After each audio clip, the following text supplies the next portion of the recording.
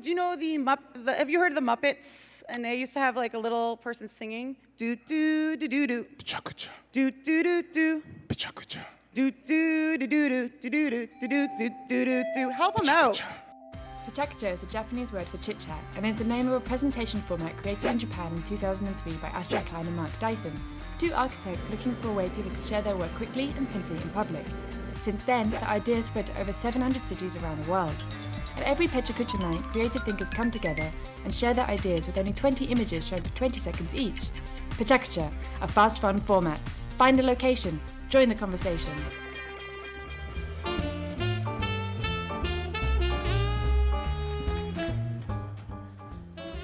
10 years ago, I began researching college men's gender identity development.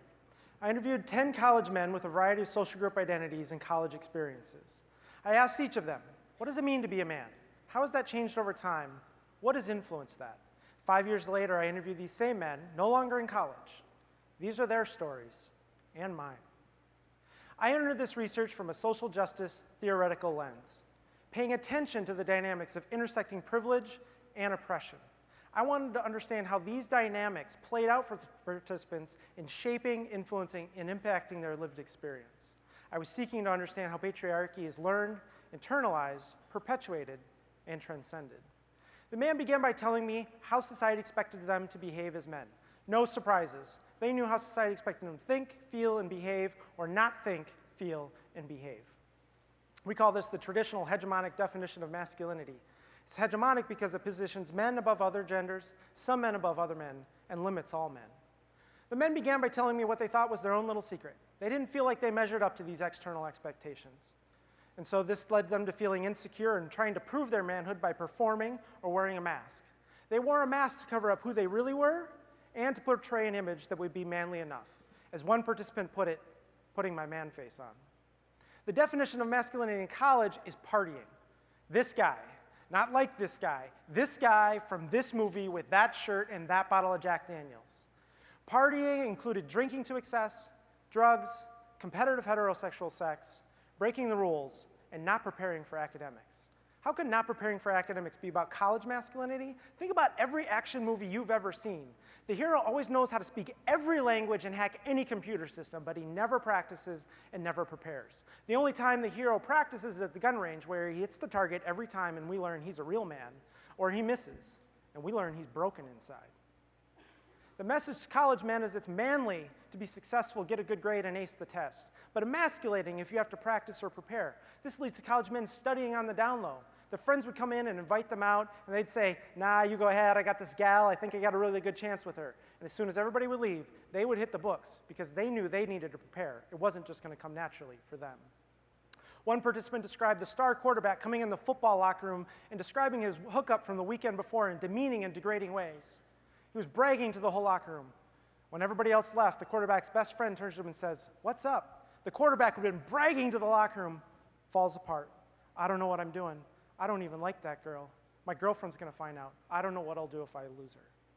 If the star quarterback with NFL prospects doesn't feel manly enough, what about the rest of us?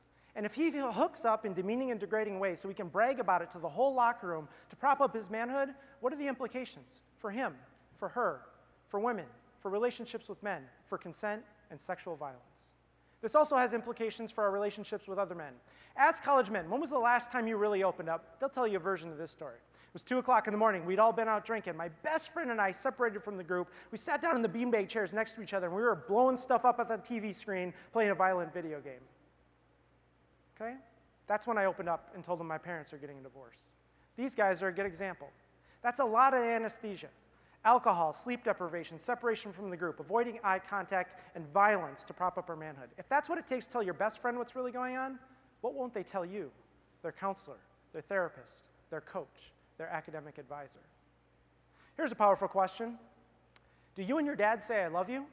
Whether they do or don't, whether they have a father in their life or don't, they'll tell you a powerful story. One gay participant said, I feel like I need to make more money than my father ever did in his life to literally compensate for being gay. Homophobia is a powerful force in the lives of all men.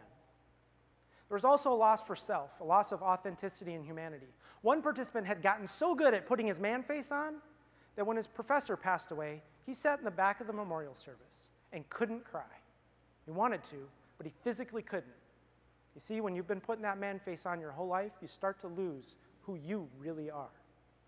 Similar thing happens to me when I watch Friday Night Lights. In the last 10 minutes, the team comes together and overcomes impossible odds, or someone takes a principled stand. And in those moments, I have feelings. Now, do I express them openly in my home, or do I blink a lot and get indignant when my partner stops the episode to check in and see how I'm doing? It's the second one. The participants also talked about beginning to take the mask off. They were able to describe removing the mask, but it was attached with an elastic cord. As soon as they felt emasculated or insecure, it would snap back into place. It's a great reminder that if we want to hold men accountable for their transgressions, we need to hold them accountable for the behavior and not shame them for who they are. One example of removing the mask was a fraternity man who found out men in his fraternity had raped women on campus. He was devastated, wanted to quit. He went on a camping trip, and around a campfire like this, he had a breakdown. Decided then and there he's going to run to be chapter president to remove them. He never thought he would win. He did. Removed all 5 of them. One transgender participant described coworkers at work who were men who saw him talking to a coworker who was a woman and assumed he was trying to hook up with her. Now, as a transgender gay man, this clearly wasn't the case for them, but they didn't know that. And what he noticed is not only did he put the man face on himself, but others put it on him. Other participants thought this was unique to him until they realized all the times people had put the man face on them. One participant said, "How do I know if I really like football, or if I've just been taught my whole life that I'm supposed to really like football?" And then he said, "If I don't know if I like football, how do I know if I really like girls?" So the lesson here is once football's up for grabs, everything's up for grabs. I entered this research thinking we needed to teach college men a different way of being a man. We don't. They have it inside them. What we need to do is to give them permission to stop being the men they have to be, feel they have to be, and permission to start being who they really are, their authentic selves. This summer, I'll begin the 3rd round of research with these same 10 men over 10 years. I've come to realize I'm the 11th participant. I put my man face on every day. My partner recognizes it. My 4- and 6-year-old daughters remind me. The beauty of being 4 years old is she has no idea who the world expects her to be, just who she is. Wouldn't it be beautiful if we could all remove the mask, do the unlearning, and get back to the brilliance of our 4-year-old selves? Thank you very much.